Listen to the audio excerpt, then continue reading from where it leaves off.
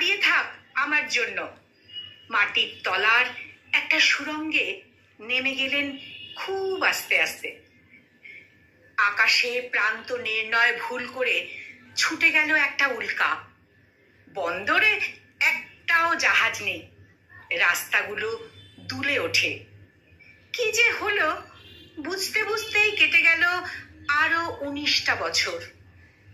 এর মধ্যে কত হুড়োহুড়ি, কত মধুলোভীদের সঙ্গে ঘুরপাক। বাবা, ও বাবা, বোতাম বোতাম মাশরুম খুব ইচ্ছে করে বাবাকে খাওয়াতে, আর রুমালি রুটি। অন্তত একবার কাস্পিয়ান হ্রদের মাছের ডিম। ইচ্ছে করে একটা বারান্দাওয়ালা ঘর উপহার দিতে। বাবার থেকে এখন আমি বয়সে অনেক বড়। আমার 21টা হাত, 3টে চোখ, প্রতিদিন 700 দরজা পেরিয়ে যাই।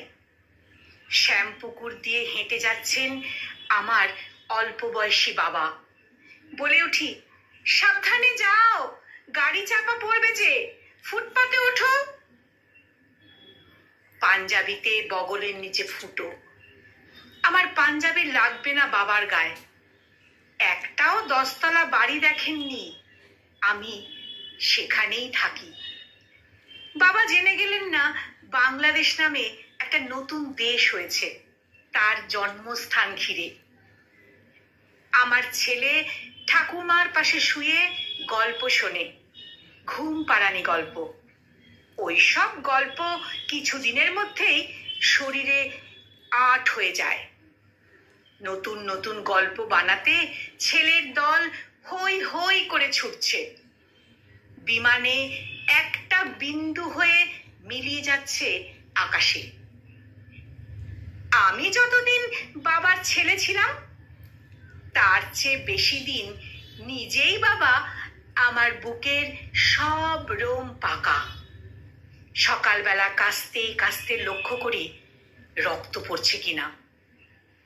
বাবা ছবি হয়ে থেমে আছেন।